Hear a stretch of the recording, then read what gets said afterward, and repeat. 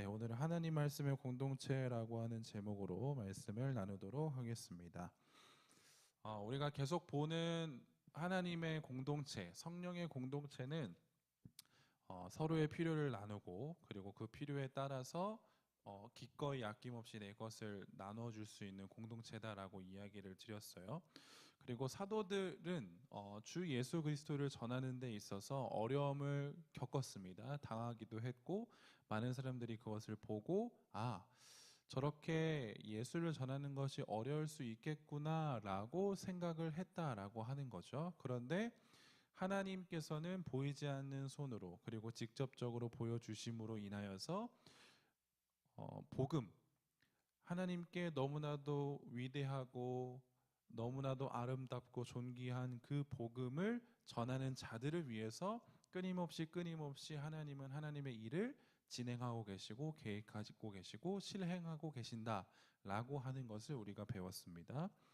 어떠한 상황과 환경에서도 사도들은 복음을 타협하지 않았어요. 그리고 그 모습을 통하여서 하나님께서는 그들에게 성령의 권능을 허락하여 주셨고 사도들 또한 그 성령의 권능으로 인하여서 어떠한 환경이 몰려올지라도 상황이 닥칠지라도 복음 전하는 것에 중단하지 않았다. 복음 전하는 것을 중단하지 않았다라고 하는 것 우리가 계속적으로 지금 보고 있습니다.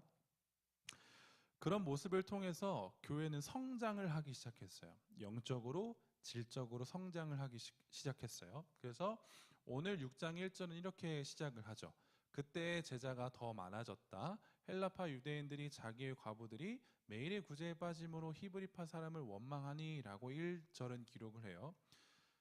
그때의 제자가 더 많아졌다라고 하는 것은 수가 많이 증가했다라는 것을 뜻해요. 얼마나 많이 증가했는지는 정확하게는 알 수 없어요. 그런데 우리가 사도행전 2장과 그리고 4장을 통하여서 볼 수 있었던 건 무엇이냐면 베드로가 설교를 하고 예수 그리스도의 이름으로 회개를 촉구하고 그렇게 주 안에서 하나가 되기를 촉구하였을 때 3천 명의 사람들이 5천 명의 사람들이 회심을 해서 예수 앞에 돌아오게 되었다라는 것을 우리는 봤습니다. 그렇기 때문에 사람들이 정말로 기하급수적으로 늘어났을 것이라고 추정할 수 있어요. 너무나도 사람들이 많아졌다라고 하는 거죠. 사도들은 복음을 위하여서 기꺼이 목숨을 내놓았고 그리고 예수를 경험한 공동체 사람들은 나의 것을 기꺼이 팔아서 사람들을 구제하기 시작했다라고 하는 것이죠. 그런데 여기에서 이제 문제가 생기기 시작해요. 어떤 문제가 생기기 시작하냐면 오늘 말씀에서도 잠깐 언급이 됐지만 두 부류로 나뉘어요. 교회가. 그러니까 파가 나눠져요. 헬라파 유대인과 히브리파 유대인으로 나눠져요. 헬라파 유대인들은 헬라어를 쓰는 사람들이고 히브리파 유대인들은 히브리어를 쓰는 사람들이 아람어를 쓰는 사람들인데 굳이 이렇게 표현할 수 있어요. 원래 기존에 있던 그 지역에 살았던 유대인들과 타지에서 온 유대인들이 이제 섞이기 시작하는 거예요. 그래서 히브리파 유대인들을 그냥 원래 그 지역에 있던 사람들이라고 간단하게 생각하시면 될 것 같고 헬라파 유대인들을 타 지역에서 온 유대인들이라고 생각을 하시면 좋을 것 같아요.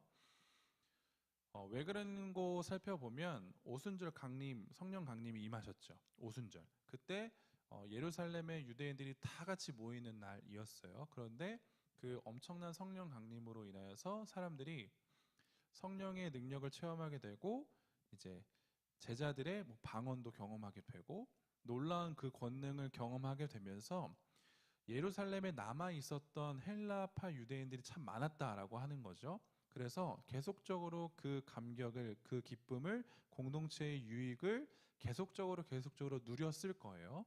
그러면서 사람들이 점점 많아지기 시작했다라고 하는 거죠. 그래서 아마 생각하기로는 주석학자들도 그렇게 이야기를 하긴 하지만 기존에 있던 히브리파 유대인들과 헬라파 유대인들이 언어가 다르잖아요. 그렇죠? 언어가 다르기 때문에 같이 예배를 드리기가 어려웠을 것이다 라고 이야기를 해요. 언어가 다르니까요, 당연히. 그런데 이 언어의 다름으로 인하여서 공동체 안에 두 가지의 파가 생겨버리게 됐어요. 언어의 다름으로 인해서. 그래서 헬라파 유대인, 히브리파 유대인이 나눠지게 됐죠. 이건 자연스러울 수도 있어요. 그런데 여기에서 문제가 될 만한 것이 무엇이냐? 그 당시 교회는 구제를 일삼았다라고 하는 거죠. 특별히 과부들에게 구제를 일삼았어요. 이 구제라는 건 뭐냐면 그냥 하루에 일용할 양식 또는 돈, 물질을 계속적으로 교회가 나누어 주었다라고 하는 거예요. 그런데 사도들은 사도들의 관리하에 그 교회가 구제를 계속적으로 이루기 시작했는데 한 주석은 이렇게 기록을 해요.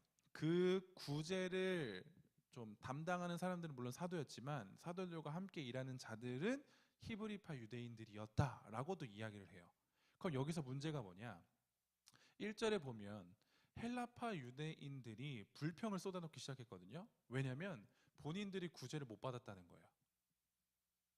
왜 그랬을까를 보면 사람이 너무나 많아져서 헬라파 유대인들을 구제하는 건 깜빡했겠다라고도 물론 생각할 수도 있겠지만 이 문제는 그러니까 일회성이 아니라는 거죠. 계속적으로 일어났었던 것 같아요. 그래서 참다 이제 헬라파 유대인들이 일어나기 시작한 거예요. 우리는 왜 구제받지 못하느냐? 히브리파 유대인들보다 왜 우리는 더 구제를 받지 못하느냐? 히브리파 유대인들 너희들이 지금 장난질하는 거 아니냐? 라는 식으로도 사람들은 이야기를 했다라고도 이야기를 해요. 물론 성경 안에서는 정확한 원인은 알 수는 없어요. 정확한 원인은 알 수 없지만 분명한 건 무엇이냐면 헬라파 유대인들이 히브리파 유대인들보다 구제를 받지 못하는 상황이 펼쳐졌고 그로 인해서 지금 헬라파 유대인들이 불평을 쏟아놓기 시작했다라고 하는 거예요. 저번에도 한번 제가 이야기를 한번 드린 적이 있는데 이 땅의 교회, 지상의 교회는 완벽하지 않죠. 완전하지 않아요. 그것이 당연해요. 그렇기 때문에 초대교회, 우리가 오늘 전까지 계속적으로 초대교회의 모습을 봤는데 너무 아름답지 않았습니까? 막 기적이 일어나기도 하고 사랑의 능력이 보여지기도 하고 희생과 섬김이 계속적으로 보여졌던 교회. 와, 이 공동체, 이 교회가 정말 아름답다. 그래서 뭐 앞에 나오는 목사님들도 이런 얘기도 가끔씩 하잖아요. 우리가 초대교회로 돌아가자. 이런 얘기도 가끔씩 하시거든요. 물론 어떠한 의미인지는 잘 알겠어요. 그런데 그 초대교회조차도 완벽하지 않아요. 완벽하지 않아요. 문제가 일어나요. 그 모습을 오늘 보여주고 있다라고 하는 거죠. 그러면 우리는 여기서 한 가지 질문할 수 있는 게 무엇이냐면 조금 극단적인 질문이긴 한데 이런 질문을 할 수 있어요. 완벽하지 않은 교회, 그로 인하여서 내가 상처받고 내가 어려운데 그럼에도 내가 교회를 다녀야 되냐라고 하는 조금 극단적인 질문이에요. 교회는 완벽하지 않아요. 그 완벽하지 않은 교회 때문에 내가 상처를 받는다고요. 그런데 내가 상처를 받는데 그럼에도 불구하고 내가 교회를 나와야 되나요? 라고 하는 질문. 교회 없이도 신앙생활 잘 할 수 있는 것 같은데 왜 교회 나가서 굳이 제가 상처를 받냐는 거죠.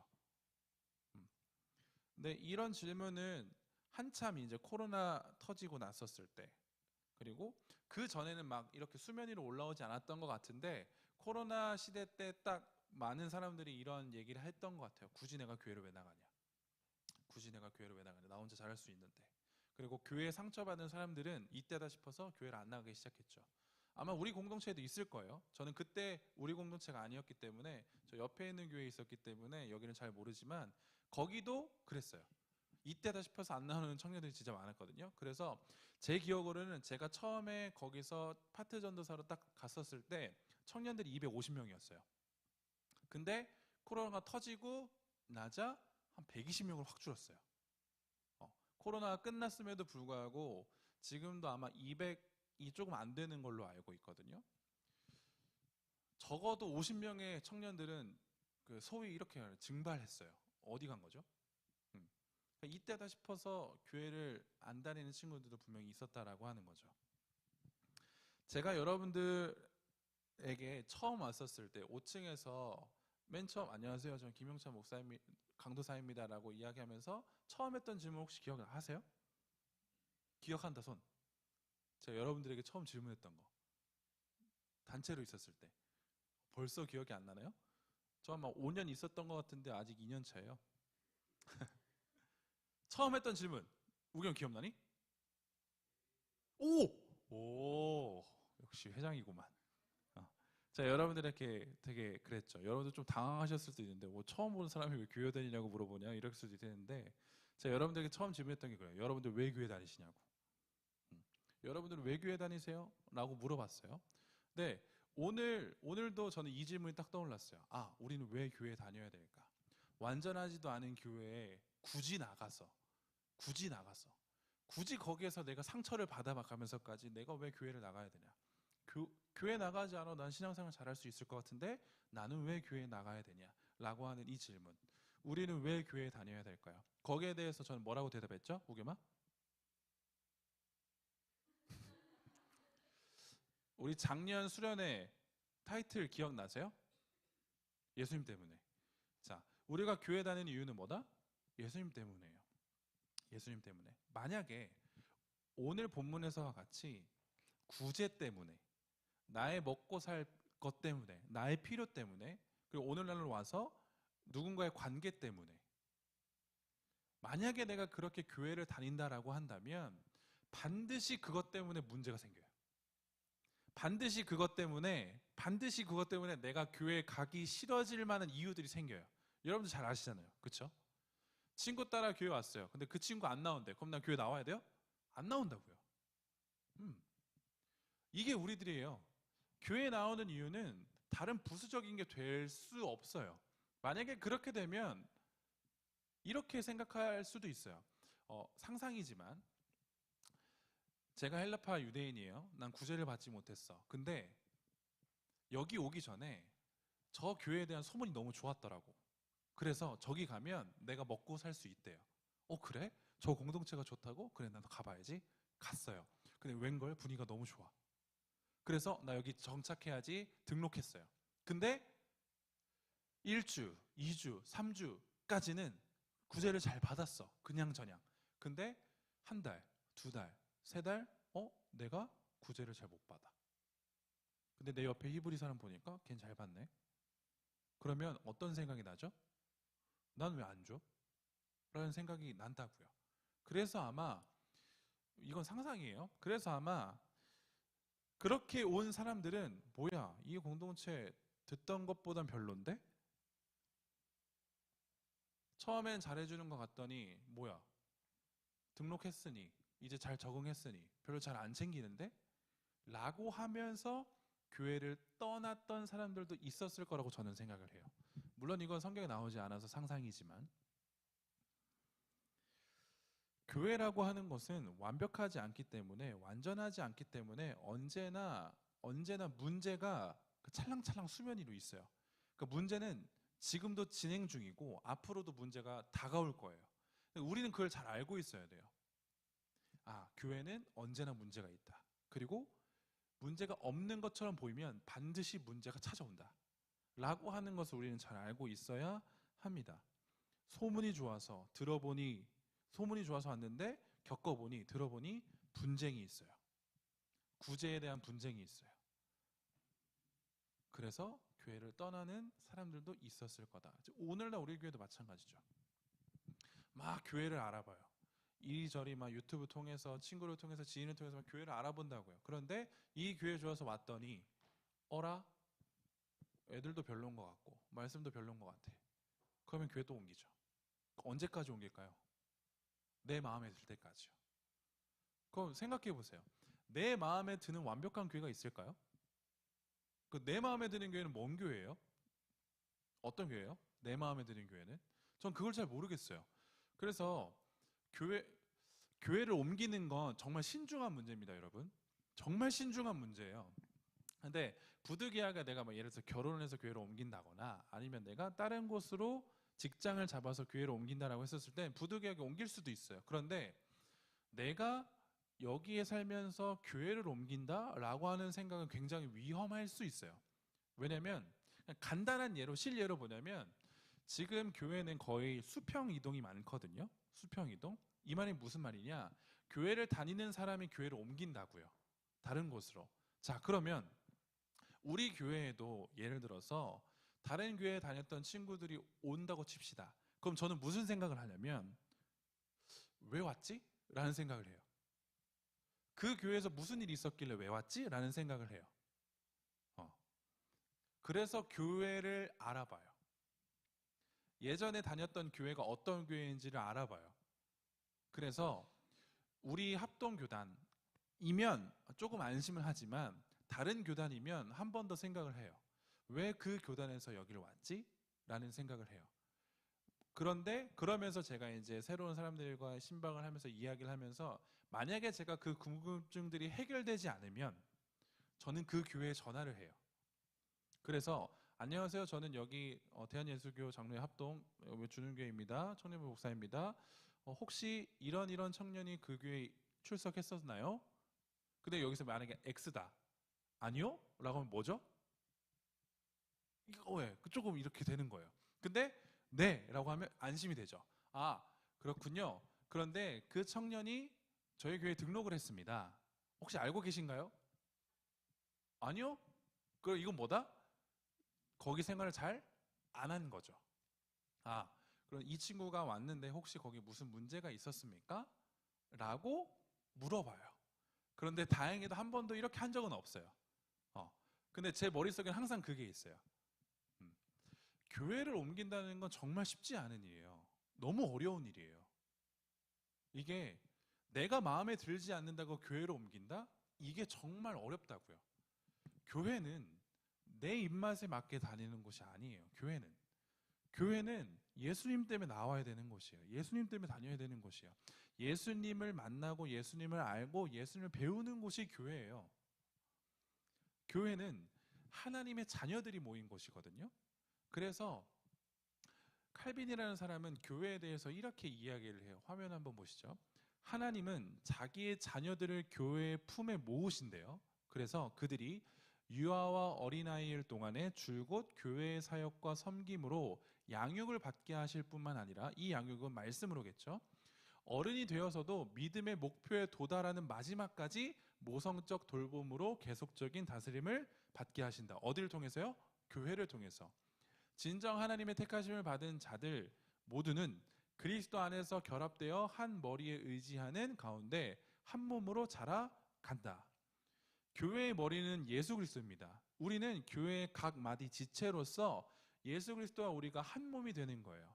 또한 각 마디, 각 지체가 서로서 연합하는 거예요. 교회라는 것은 하나님의 자녀가 모이는 곳이라고 하는 것을 분명히 아셔야 돼요. 그렇기 때문에 교회를 내가 내 입맛에 맞게, 내 뜻에 맞게 교회를 고를 수가 없고 결정할 수가 없는 거죠. 물론 표면적으로는 담임 목사님의 설교도 듣고 청년부 목사님 설교도 듣고 이 안에 공동체의 분위기도 봐야 되는 건 맞아요. 하지만 내가 정말로 이 예수 그리스도 하나님의 자녀다라고 하는 분명한 정체성이 있다라고 한다면 교회를 함부로 내가 막 재단할 수 없다는 얘기예요. 교회라는 것은 그런 곳이에요.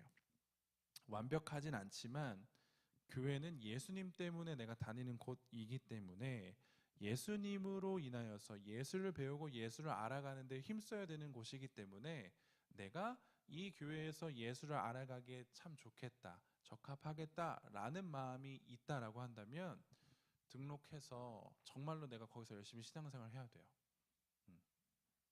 교회에 옮기는 게 참 어렵습니다. 교회라는 것이 그래요. 교회가 무엇인지, 교회가 왜 다녀야 하는지에 대한 이 물음에 깊은 답을 하기 위해선 무엇을 알아야 하냐? 예수 그리스도를 알아야 돼요. 그러니까 예수 그리스도를 아는 것이 곧 교회를 아는 거예요.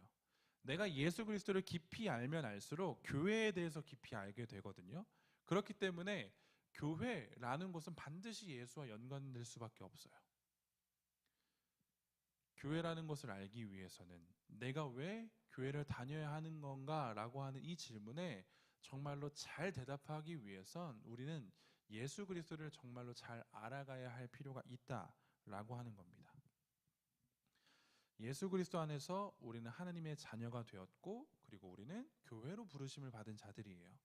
그렇기 때문에 비록 교회는 완벽하진 않지만 지상의 교회는 완전하진 않지만 우리는 예수님을 바라봄으로써 하나님의 자녀가 된 사람으로서 서로 서로의 모난 부분을 감싸줄 수 있어야 되는 것도 마찬가지 물론이고 서로 서로의 연약한 부분을 채워줄 수도 있어야 해요. 원망과 불평은 일어날 수밖에 없어요. 그런데 이걸 어떻게 해결하냐가 이제부터 문제겠죠. 그러면 오늘 본문에서는 사도들은 이 문제를 어떻게 해결했냐를 봐야겠죠. 그래서 2절은 이렇게 기록을 합니다. 12사도가 모든 제자를 불러 이르되 우리가 하나님의 말씀을 제쳐놓고 접대를 일삼는 것이 마땅하지 아니하니 라고 이야기를 합니다. 여기서 접대라고 하는 단어는 이전 성경의 번역을 보면 공궤라고 이야기를 하거든요. 같은 단어인데 어떤 뜻이냐면 식탁을 시중드는 일이라는 의미예요. 공궤가. 이 말이 무슨 말이냐면 내가 일용할 양식을 베풀 때 식탁의 교제를 나누죠. 식탁. 그리고 제가 물질을 줄 때도 이런 탁자, 테이블을 놓고 헌금함을 놓고 나눠준다고요. 그래서 이 공궤, 식탁을 시중드는 일은 곧 섬김, 접대라는 의미를 자연스럽게 가져와요. 그래서 사도들이 지금 뭐라고 얘기하냐? 2절 한 번만 다시 띄워주시면 감사하겠습니다. 뭐라고 이야기하냐? 우리가 여기서는 사도들이겠죠? 우리가 접대를 일삼았대요. 근데 당연하지 않습니까? 사람들이 많아졌다고요. 기하급수적으로 너무나도 많아졌어요. 이 사람들을 돌보는 것도 사도들의 일이 맞잖아요. 이 사람들을 잘 돌보고 이 사람들이 이 공동체, 우리 공동체 안에서 잘 성장해서 예수를 알아가야 된다라고 하는 건 분명하게 목표를 갖고 있을 거라는 거죠. 그래서 이들의 삶을 계속적으로 돌아보고 이들의 삶을 필요를 채워줄 수 있도록 계속적으로 노력했다고요. 애썼다고요. 그런데 문제가 생겼어요. 사도들은 이걸 너무나도 열심히 잘 했는데 문제가 생겼어요. 그런데 이 문제를 진단해 보니 사도들이 무엇라고 이야기하냐면 우리가 뭘 제쳐놓고 하나님의 말씀을 제쳐놓고 접대를 일삼는 것에 힘을 썼다는 거죠. 여기서 제쳐놓다는 말은 무엇이냐면 버리다는 뜻이에요. 사도들이 뭘 버렸다고요? 말씀을 버렸대요. 하나님의 말씀을. 하나님의 말씀을 버리고 접대를 일삼게 되니 봉사와 섬김을 감당하게 되니 뭐가 생겼다고요? 문제가 생겼다고요. 사도들은 이걸 분명하게 진단했어요. 우리가 알아야 될 건 뭐냐면 제가 조금 잔소리를 좀 더 할게요. 뭘 알아야 되냐면 교회라는 공동체는 봉사, 섬김 필요해요. 있어야 해요. 우리가 그 모습을 보여줘야 돼요. 그런데 말씀을 제쳐두고 하면 소위 우리가 얘기하는 뭐에 빠지냐면 번아웃이 빠져요. 청년들이 섬김을 감당하다가 1, 2년 만에 그만두는 이유가 뭔지 아세요? 말씀을 제쳐놓기 때문이에요. 저 그거 너무 많이 봤어요. 저도 20살 때부터 청년 교사였거든요. 고등부에. 29, 30까지 했으니까. 근데 제 나이는 저만 남았어요. 전 이게 참 자랑스럽거든요. 이 말은 무슨 말이냐면 제 밑에 있는 후배들이 진짜 많이 갈렸어요. 1년 하다가 2년 하다가 3년 하다가. 왜요? 여기서 은혜를 경험하지 못하겠대요. 계속적으로 줘야 되잖아요. 교사들은. 여기 교사분들 계실 거죠? 계시니까. 교사는 학생들이 계속 줘야 돼요. 내 은혜를 줘야 되고 내 사랑을 줘야 되고 내가 가지고 있는 것들을 줘야 돼요. 그게 섬김이에요. 봉사예요. 그런데 말씀으로 은혜가 없으니까 말씀으로 받는 은혜가 없으니까 어디까지 줘야 되지? 라고 생각을 하는 거죠. 내가 체험받는 게 없는데 언제까지 내가 애들한테 줘야 되지? 라고 하는 이 생각에 빠진다고요. 번아웃에 빠져요. 그래서 이야기하는 거예요. 형, 저 이제 못하겠어요. 저 너무 힘들어요. 너무 많이 봤어요. 교회는 사랑과 봉사, 섬김, 희생 너무 필요합니다. 너무 필요해요. 그런데 그것을 감당하기 위해서 반드시 우리는 뭐가 있어야 되냐? 하나님의 말씀이 있어야 돼요. 하나님의 말씀으로 내가 은혜 받을 수 있어야 돼요. 그게 가장 먼저예요. 그래서 제가 여러분들에게 섬김을 이야기할 때, 여러분들이 섬김을 하고 싶다라고 할 때 반드시 저를 찾아와 주셔서 이야기를 하셔야 되는 게 뭐냐면 저는 여러분들에게 잔소리하려고 오라 그런 게 아니라 여러분들이 얼만큼 하나님의 말씀으로 체험을 받고 있는지를 점검해야 돼서 그래요. 교사 아무나 하는 거 아니에요. 교사는 정말 처음부터 끝까지 힘들어요. 왜냐하면 학생들에게 본이 되어야 되기 때문이에요. 여러분들이 교사인데 예배 지각하는 순간 저한테 정말 욕먹을 준비하세요. 여러분들이 교사인데 예배 시간에 딴짓한다? 그럼 저한테 욕먹을 준비하세요. 교사는 그런 게 아니에요. 교사는 보여줘야 돼요. 교사인데 내가 어떻게 늦어요? 교사인데 내가 어떻게 예배를 소홀히 해요? 아니요. 전 여러분들이 그렇게 가르치지 않았습니다. 우리가 작년 한 해 동안 뭐에 대해서 배웠죠? 하나님 경외하는 거, 예배하는 거 배웠잖아요. 교사인데, 제가 교사인데 그 부 예배에 가서 어떻게 예배를 함부로 하는 모습을 보여주냐고요. 애들이 다 봐요. 저에게도 똑같이 적용돼요. 전 목사인데 제가 예배를 소홀히 한다고 치십시다. 그럼 여러분들이 예배를 정직하게 예배를 막 목숨 걸고 하시겠어요? 똑같은 거예요. 교사는 정말 중요해요. 너무 중요해요. 사도들도 교사였어요. 그런데 사도들은 이 문제가 터지자 뭘 점검했냐면 내가, 교사인 내가 과연 말씀으로 바로 서 있는가를 점검했다는 거죠. 그런 점검해보니 아니었다고 이야기를 해요. 아, 내가 하나님의 말씀을 제쳐뒀구나. 그리고 뭘 했다? 사람들을 구제하고 봉사하는 일에 애썼구나. 열심을 다했어요. 근데 너무 미안한데 그건 헛된 열심이었어요. 그 헛된 열심 때문에 교회가 분열이 일어나기 시작했죠. 그들이 진짜 열심을 다해야 했던 것은 섬기고 봉사하고 구제하는 것이 아니라 하나님의 말씀을 다시 가지고 와서 그 말씀으로 가르치는 것이었는데 그거에 대한 열심을 갖지 못하니 교회가 이런 문제가 발발하게 되었다라고 하는 것입니다. 이것을 사도들은 깨닫게 된 거죠. 저는 올해도 우리가 하나님의 말씀을 가까이 하는 것, 예배를 잘 지키는 것 변하지 않았어요. 그래서 우리 24년도 우리들의 전체 표어가 뭐냐면 거룩한 예배, 거룩한 거룩한 교회가 먼저인가요? 아닌데 거룩한 예배, 거룩한 교회, 거룩한 청년 맞죠? 휴. 네, 이거 세 개예요. 거룩한 예배 드릴 수 있어야 돼요. 그로 인해서 우리는 거룩한 교회가 될 수 있어야 되고 우리는 거룩한 청년이 될 수 있어야 돼요. 이 말은 무엇이냐? 하나님의 말씀을 가까이 하라는 거예요. 우리가 거룩하여지기 위해서는 하나님을 가까이 하는 수밖에 없어요. 그거밖에 없어요. 우리가 하나님의 말씀으로 살아가는 것은 아무리 강조해도 지나치지가 않아요. 아무리 강조해도 지나치지가 않아요.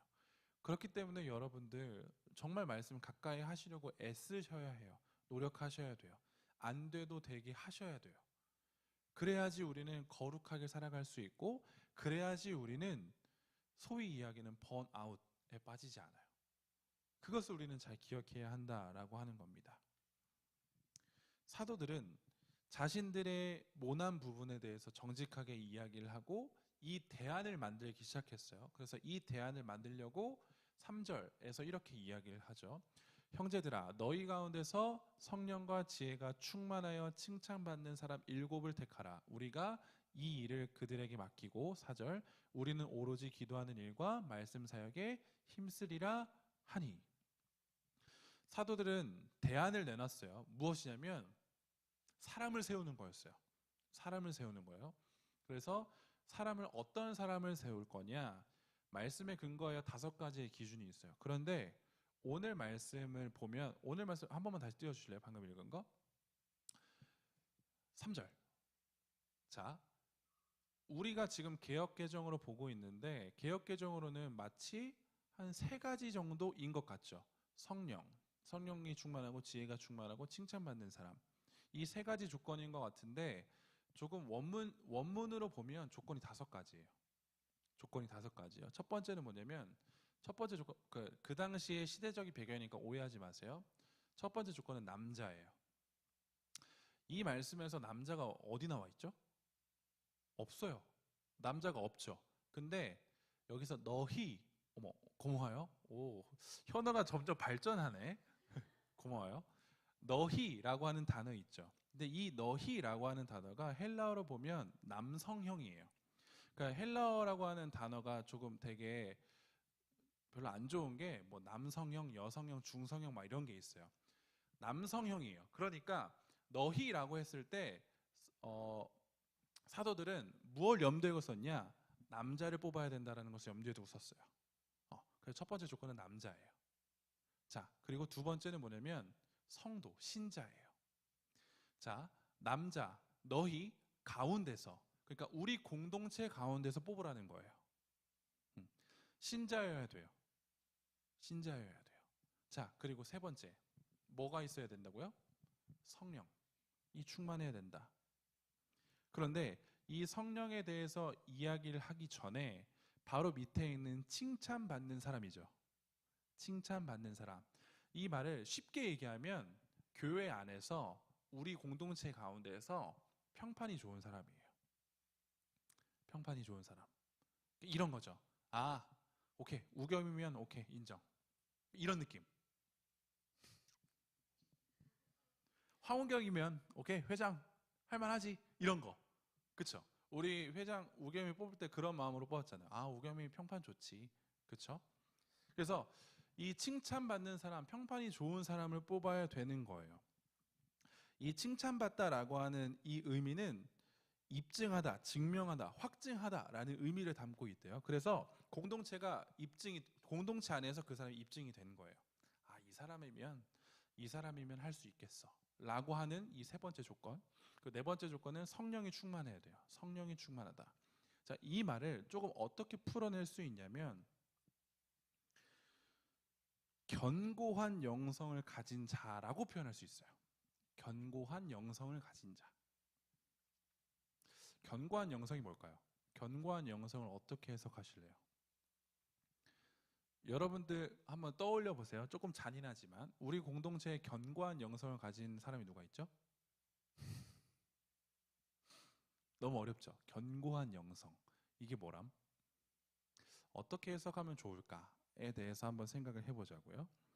자, 성령 충만은 곧 견고한 영성이다라고 이야기할 수 있는데 견고하다는 뜻은 흔들리지 않는 것을 의미하죠. 그렇죠? 견고하다라고 하는 이미지가 흔들리지 않는다라고 하는 이미지를 갖고 있죠. 자, 그러면 우리가 흔들리지 않은 영성을 가질 때 필요한 게 뭘 것 같으세요? 흔들리지 않은 영성을 갖고자 할 때 반드시 필요한 게 뭘까요? 믿음이에요. 믿음이라는 게 진짜 반드시 필요하거든요.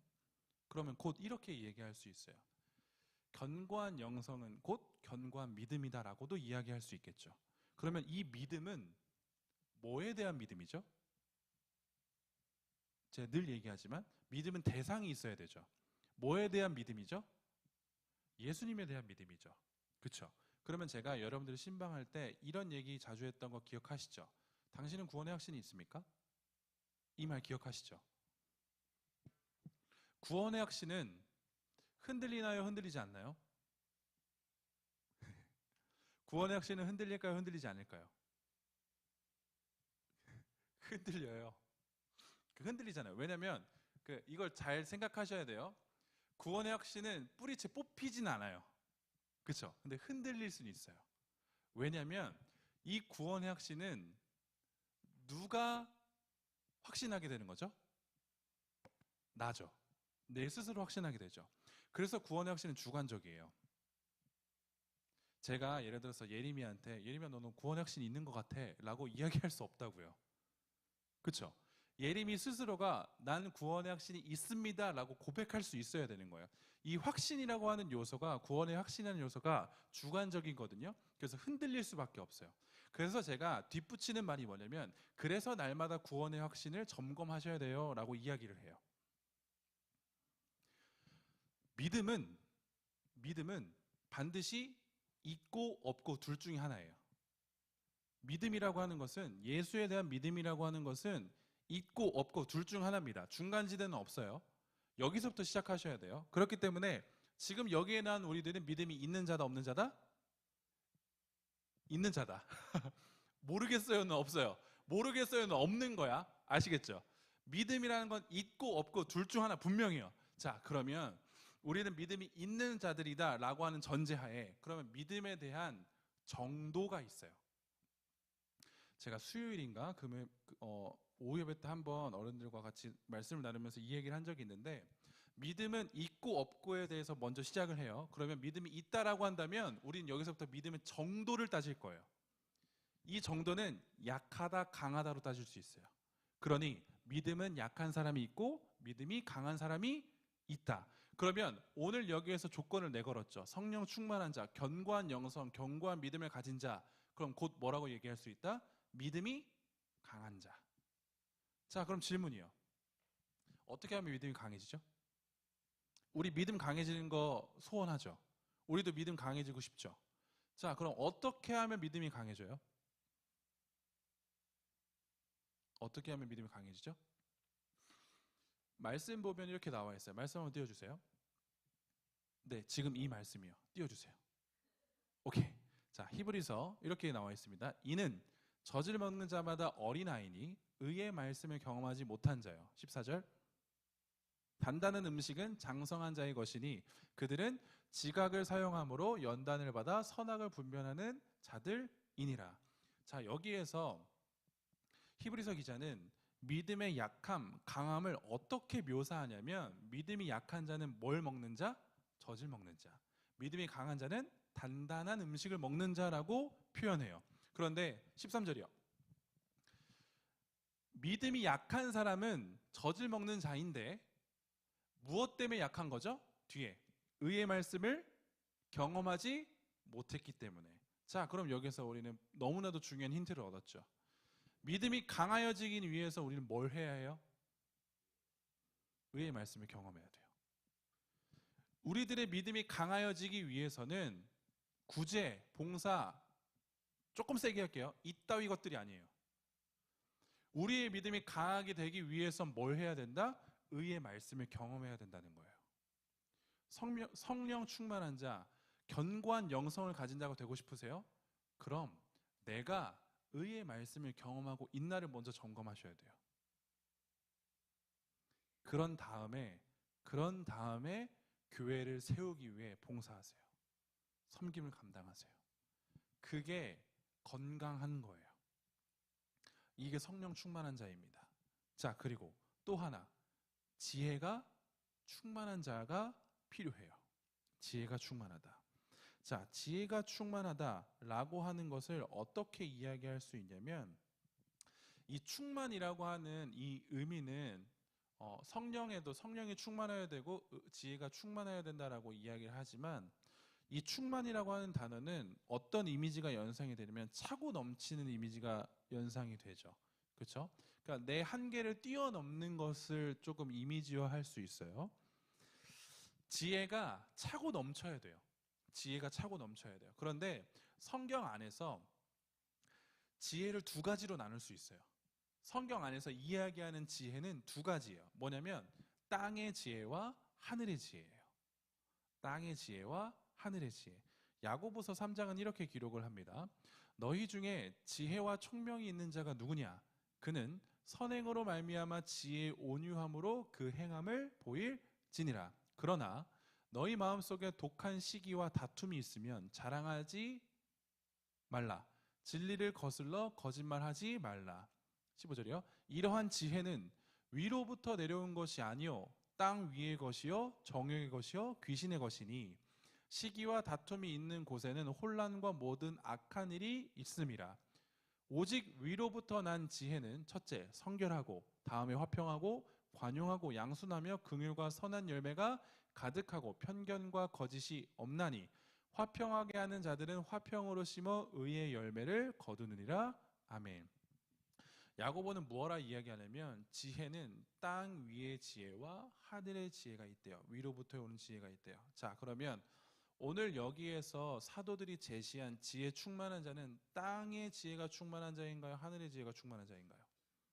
하늘의 지혜가 충만한 자들을 뽑으라고 하는 거죠. 땅 위의 지혜를 가진 자들은 정욕을 구하는 것이고 귀신의 것이기 때문에 시기와 다툼이 일어날 수밖에 없다라고 이야기를 하죠. 성경 안에서 지혜를 구하라고 하는 것은 지혜의 근본은 하나님이세요. 그러니 지혜를 구하라라고 하는 것은 곧 하나님을 구하라는 뜻이에요. 하나님의 말씀을 구하라. 그 하나님의 말씀을 통하여서 그 말씀이 가르쳐 주시는 대로 우리는 살아가야 한다라는 것을 이야기를 해요. 그것이 우리들에게 필요한 지혜예요. 다른 지혜가 아니에요. 내가 어떻게 먹고 살까? 내가 이거를 할까? 저거를 할까? 이런 지혜가 아니라 성경에서 이야기하는 지혜는 하나님의 말씀대로 살아갈 수 있는 지혜예요. 이 지혜가 우리들에게 너무 필요한 거죠. 그리스도인들에게 다른 지혜는 필요가 없어요. 세상의 학문, 세상의 능력, 기웃기웃거리면서 그 지혜를 탐하는 것? 아니요. 우리들은 하나님의 말씀대로 살아갈 수 있는 지혜가 필요해요. 그게 우리들이 가지고 가야 할, 지금 청년들이 가장 필요한 것이라고 저는 생각을 합니다. 위로부터 주어지는 지혜가 충만해야 된다라고 하는 것이 일꾼의 조건이에요. 5번째 조건. 자, 그러면 우리는 이 지혜를 어떻게 얻죠? 어디서 얻죠? 누구한테 얻어야 되는 거죠? 지혜의 근본은 하나님이시기 때문에 하나님께 구해야 되는 거죠. 그래서 야고보서 1장은 이렇게 설명을 해요. 너희 중에 누구든지 지혜가 부족하거든 모든 사람에게 후히 주시고 꾸짖지 아니하시는 하나님께 구하라. 그리하면 주시리라. 저는 맨 처음에 제가 신앙생활하면서 이 성경 구절을 딱 읽게 되고 보게 되었을 때 가장 너무 좋았던 단어가 뭐냐면 후히예요. 후히. 이 말은 무슨 말일까요? 후히. 차고 넘치게 주신다는 거예요. 충만하게. 하나님께서는 내가 지혜 없음을 알고 하나님 저 지혜가 없어요. 지혜 좀 주세요. 라고 하면 하나님께서는 후히 주신대요. 차고 넘치게 주신대요. 우리 하나님 그런 분이세요. 우리 하나님은 너의 연약함 알아. 너의 지혜 없음 내가 알아. 그런데 너 나한테 구하면 난 그걸 넘치도록 줄 거야 라고 하는 분이세요. 지혜를 구할 수 있는 유일한 방법은 하나님께 가는 겁니다. 하나님께 가셔서 하나님의 지혜를 달라고 기도하셔야겠죠. 교회의 일꾼은 하나님의 마음으로 하나님께서 주시는 지혜로 사역해야 되는 자들이에요. 가장 먼저는 저인 거죠. 그렇죠? 제가 하나님의 지혜로 인하여서 사역해야 되는 자인 거예요. 전 교회의 일꾼이거든요. 그래서 오늘 말씀에서 우리가 조금 캐치할 수 있는 건 뭐냐면 사도들과 이 성도들의 관계예요. 오늘날로 얘기하면 교역자와 성도들 간의 관계를 조금 살펴볼 수 있거든요. 어떤 관계냐면 교회의 일꾼이 바로 세워지기 위해서 반드시 필요한 것은 하나님의 말씀이죠. 하나님의 지혜인 거예요. 자, 그렇기 위해서 성도들은 뭘 해야 하냐? 말씀을 가르치고 말씀을 전하는 사역자를 위해서 기도해 줄 수 있어야 돼요. 이게 사역자와 성도의 관계예요. 우린 기도의 관계예요. 교회는 하나님의 말씀이 정말 중요합니다. 그리고 그 말씀으로 바로 서야 되고 그 말씀으로 지혜를 얻어야 돼요. 그럼 여러분들은 성경 말씀을 통하여서도 그렇게 감당 가능하시겠지만 특별히 이 말씀을 가지고 연구하고 묵상하고 선포하는 이 말씀을 전하는 사역자들이 참 중요하다는 거예요. 그렇기 때문에 여러분들은 올바르게 신앙생활하기 위해서 그 말씀을 경험하고 그 말씀을 통해서 지혜를 얻기 위해서 반드시 사역자를 위해서 기도하셔야 돼요. 저를 위해 기도해 주셔야 되고 우리 담임 목사님을 위해서 기도해 주셔야 되고 우리 교회에 있는 교역자들을 위해서 기도하셔야 돼요. 그게 사도들, 성도들과 교역자 사도들과 성도의 관계예요. 자, 그럼 우리는 기도만 받나요? 우리는 기도만 받고 있나요? 아니에요. 여러분들이 기도를 해 주심으로 인하여 우리는 힘을 얻고 이 말씀을 연구하고 묵상하는 데 최선을 다하는 거예요.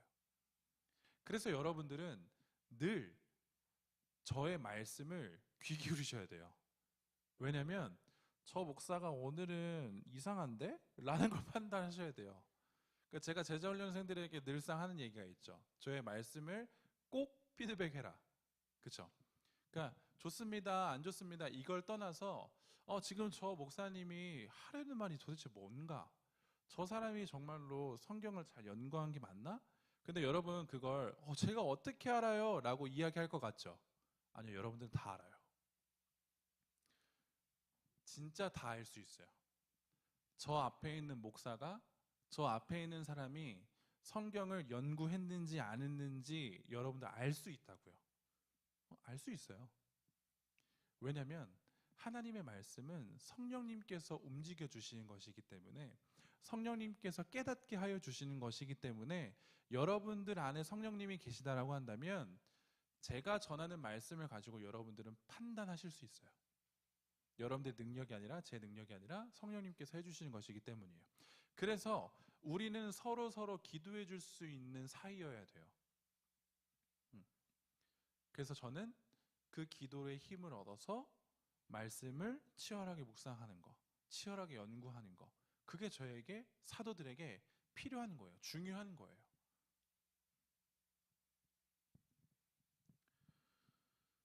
사도들의 이러한 요청에 성도들은, 온 무리들은 기뻐했다라고 성경은 기록을 해요. 그래서 정말로 그 조건에 맞게 7명의 일꾼을 세우죠. 7명의 일꾼을 세워요. 우리가 다다음 시간에는 아마 스데반이라고 하는 사람의 설교를 보게 될 텐데, 이 스데반은 성경에서는 성령이 충만한 자라고 굳이 언급을 해요. 근데 그거는 우리가 조금 다다음 시간에 한번 살펴보기로 하고, 7명의 일꾼이 세워졌고 사도들은 이들을 위해서 기도하고 안수를 해줬어요. 교회의 문제가 발생이 됐고 사도들은 이 교회의 문제의 근본적인 부분들을 본인들의 치부를 드러내면서 해결하려고 했고 대안을 제시했어요. 그리고 이 교회는 너무나도 기쁘고 감사하게 이 대안을 받아들였고 7명의 일꾼들을 세웠죠. 그 결과가 어떻게 됐냐면 오늘 7절이에요. 오늘 7절은 하나님의 말씀이 점점 왕성하여 예루살렘에 있는 제자의 수가 심히 많아지고 허다한 제사장의 무리도 이 도에 복종하니라. 문제가 시작됐죠. 아름다운 공동체의 문제가 시작됐어요. 그런데 이 문제를 정확하게 진단하고 해결하고 판단하니 어떻게 됐다고요? 하나님의 말씀이 왕성하여졌다. 이게 결론이에요. 오늘 교회는 문제가 있을 수밖에 없습니다. 우리 공동체 안에도 우리 교회에도 문제 있어요. 여러분들 그거 아셔야 돼요. 알고 계셨을 거예요. 문제가 안 보이면 언젠간 문제가 우리 눈에 보일 거예요. 교회 안에는 문제가 반드시 있어요. 그런데 우리는 뭘 해야 되냐? 그 문제를 판단할 수 있는 눈이 필요해요. 정확하게 볼 수 있는 눈이 필요해요. 그래서 이 문제를 우리가 해결할 수 있는 대안도 필요해요. 근데 그걸 어떻게 할 수 있느냐? 하나님의 말씀에 붙들린 자들만이 할 수 있어요. 사도들은 그 문제를 바라보았고 그 문제를 해결하려 했고 그 문제를 위해서 성도들과 함께 합심을 했다라고 하는 것 오늘 성경에서 보지 않았습니까? 공동체가 하나 되는 것, 교회가 하나 되는 것, 교회에 어떠한 문제가, 다양한 문제가 비록 있을지라도 교회가 하나 될 수 있는 유일한 이유는 하나님의 말씀 때문입니다. 하나님의 말씀은 어떠한 영향력이 있냐면 하나님의 말씀은 살아있어요. 하나님의 말씀은 살아있어요. 이 말은 무엇이냐? 생명이 있다는 뜻이에요. 그래서 히브리서 4장은 하나님의 말씀에 대해서 이렇게 기록을 하는데 여러분 잘 아시죠? 하나님의 말씀은 살아있고 활력이 있어 좌우의 날선 어떤 검보다도 예리하여 혼과 영과 및 관절과 골수를 찔러 쪼개기까지 하며 또 마음의 생각과 뜻을 판단한대요. 뭐가요? 하나님의 말씀이에요. 왜 하나님의 말씀이 이렇게 할 수 있냐면 살아있고 활력이 있기 때문에요. 생명이 있기 때문에요. 그래서 모든 문제 해결의 가장 근본적인 해결책은 말씀이에요. 하나님의 말씀. 하나님의 말씀으로 주 예수를 바라보며 나의 유일한 구원자 예수를 바라보며 나의 중보자 되신 예수님을 바라보며 우리들의 문제를 해결할 수 있는 거죠. 왜요?